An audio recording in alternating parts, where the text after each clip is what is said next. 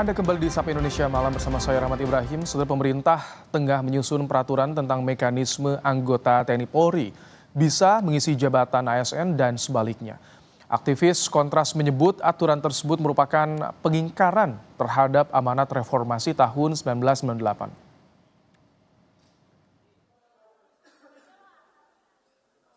Pemerintah tengah menyelesaikan aturan turunan Undang-Undang ASN yang mengatur mekanisme anggota TNI Polri bisa mengisi sejumlah jabatan sipil aparatur sipil negara atau ASN. Ketentuan itu akan masuk dalam rancangan peraturan pemerintah tentang manajemen aparatur sipil negara atau RPP Manajemen ASN.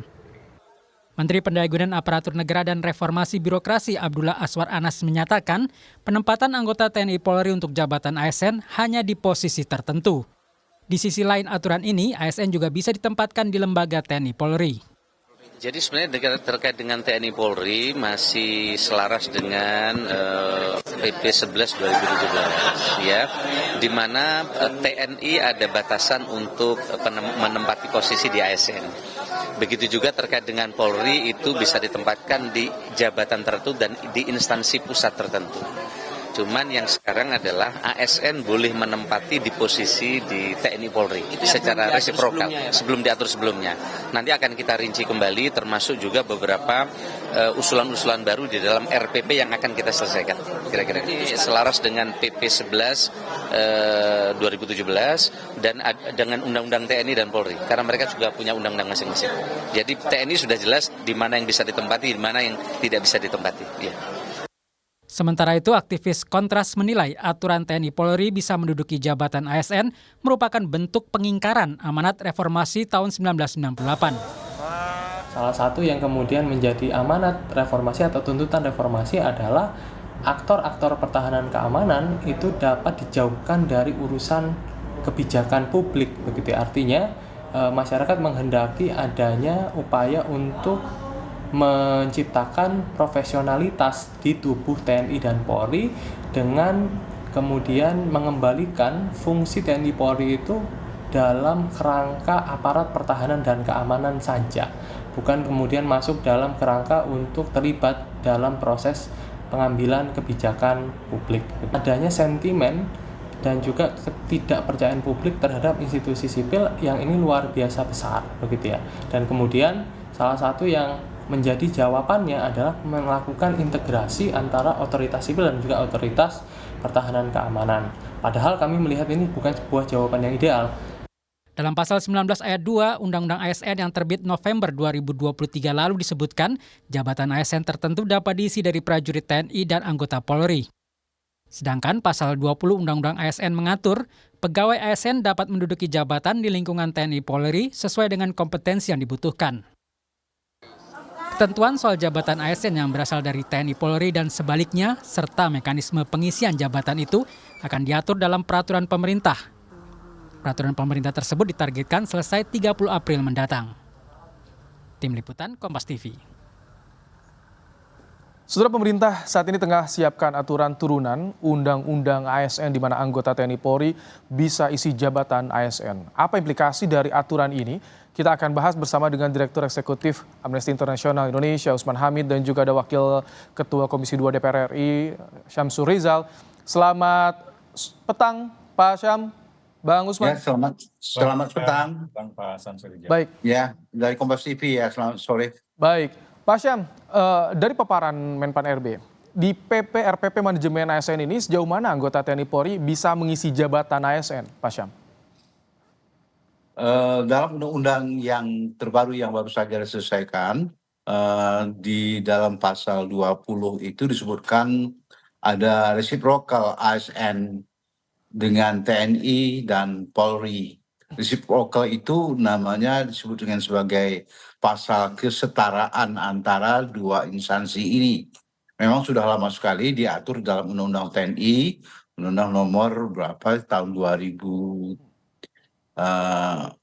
dan 2002 tentang TNI dan tentang Polri itu diatur bahwasannya TNI boleh-boleh saja dengan kebutuhan tertentu memasuki jabatan-jabatan tertentu di kementerian-kementerian yang semestinya diisi oleh pejabat sipil.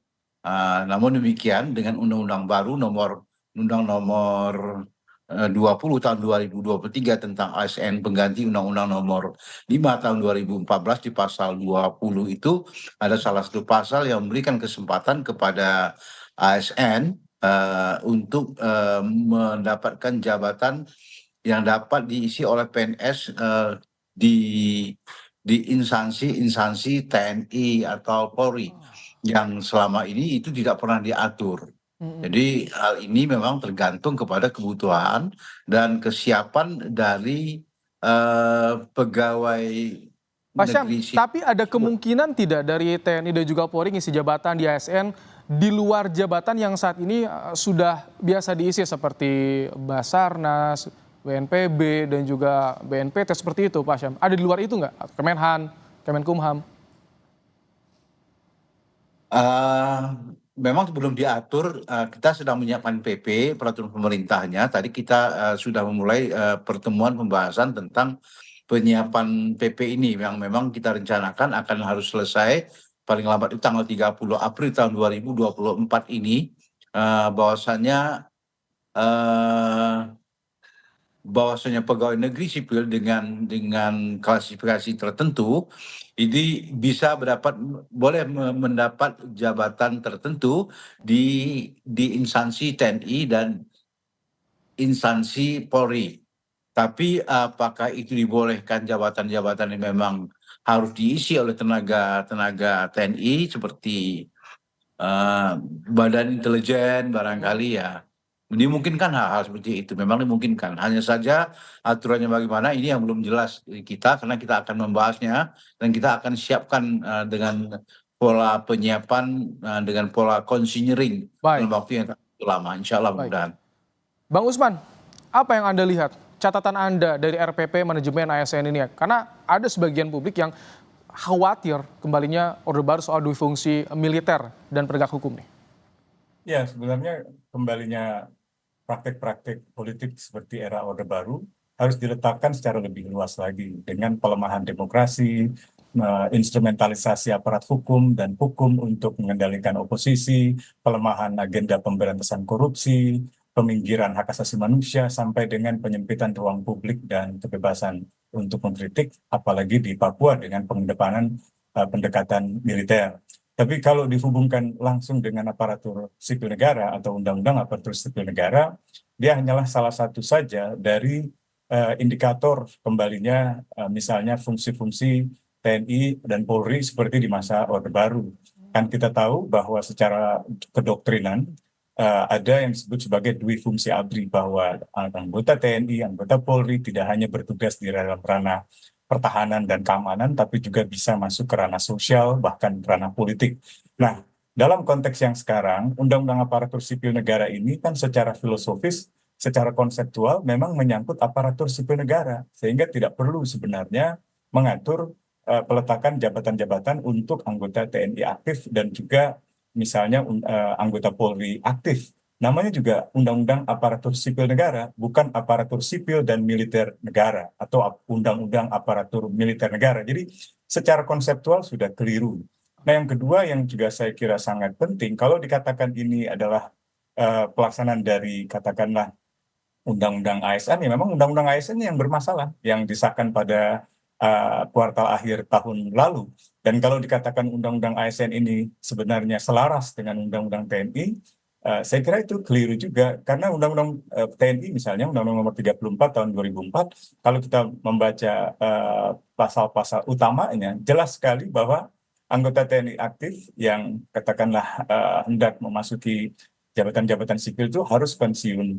Ini implikasinya bagaimana yang bisa dibayangkan ketika nanti RPP ini disahkan? Karena kan Undang-Undang ASN sudah disahkan di akhir tahun lalu. Ada banyak kerancuan pertanggungjawaban. Misalnya kalau TNI aktif di dalam jabatan-jabatan sipil di bawah menteri misalnya. Apakah ketika ada seorang menteri yang misalnya berbeda pandangan dengan Panglima TNI, lalu kemana ia harus tunduk? Apakah seorang perwira militer yang ada di dalam jabatan-jabatan sipil itu tunduk kepada menterinya atau tunduk kepada Panglima TNI-nya? Karena ia masih aktif.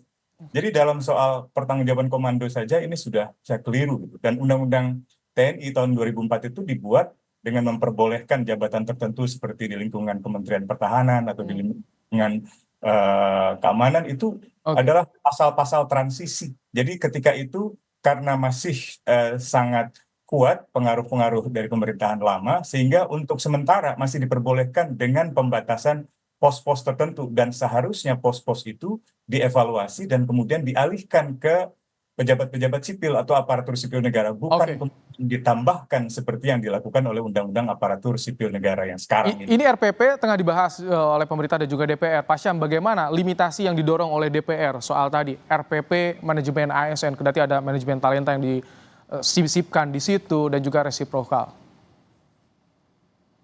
Pertama kita ingin menyinggung soal mobilitas talenta ini. Mobilitas talenta kita berikan kesempatan seluasnya kepada ASN yang memang dipandang punya wawasan yang luas.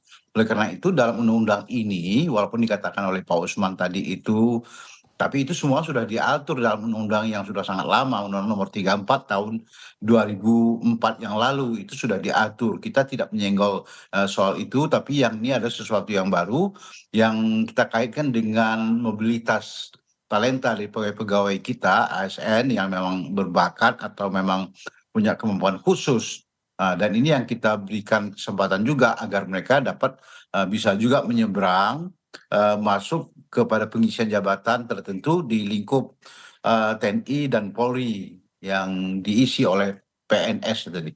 Jadi saya kira ini adalah sebagai perluasan cakrawala saja dari seorang pegawai ASN yang kita pandang punya kemampuan khusus tertentu yang bisa diterima oleh pihak instansi Polri ataupun TNI tadi itu yang kita sebut dengan ada reciprocal semacam kesetaraan antara ASN, TNI dan Polri.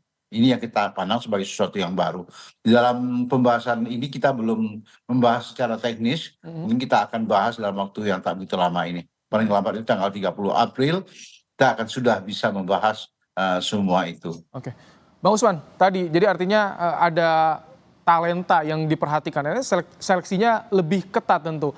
Apakah ini menjawab soal kekhawatiran yang tadi seperti yang Anda sampaikan juga, Bang Usman? Ya, sebagai satu argumen ya sah-sah saja itu dikemukakan, tetapi kita semua sama-sama tahu bahwa di dalam periode pemerintahan Pak Jokowi di periode yang pertama ada masalah yang serius di lingkungan TNI, yaitu penumpukan perwira-perwira yang tanpa posisi gitu, ada jobless high level officers di dalam sana yang membuat pemerintah kebingungan mau ditempatkan di mana mereka itu karena tidak punya pekerjaan yang misalnya menempati jabatan-jabatan strategis. Nah, satu-satunya jalan kemudian dialihkan ke lingkungan jabatan-jabatan sipil atau pos-pos sipil. Itulah sebabnya mulai banyak di kementerian-kementerian di mana anggota TNI aktif atau anggota Polri aktif, terutama anggota TNI aktif mulai ditempatkan ke sana.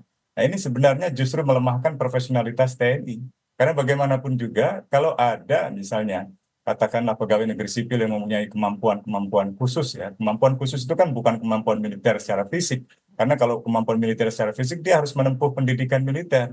Kalau dia bintara, masuk sekolah bintara. Kalau dia misalnya perwira, ya dia masuk akademi militer. Gitu. Tapi kalau kemampuan yang sifatnya pemikiran, kebijakan, atau kemampuan teknologi, informasi, ilmu pengetahuan itu ada di Kementerian Pertahanan. Itu bisa masuk ke Dewan Ketahanan Nasional. Bisa juga masuk ke Lembaga Ketahanan Nasional. Jadi ada banyak hal, termasuk juga Kementerian Kemaritiman. Kalau kita ingin membangun postur pertahanan berbasis kepulauan. Jadi ada banyak hal yang saya kira kurang diperhatikan oleh anggota Dewan. Dan ini penjurunya mestinya Komisi 1, mestinya bukan komisi yang lain. Saya kira ini masih dibahas, RPP soal manajemen ASN ini masih dibahas sampai nanti diproyeksikan selesai 30 April mendatang. Kita tunggu bagaimana nanti hasilnya.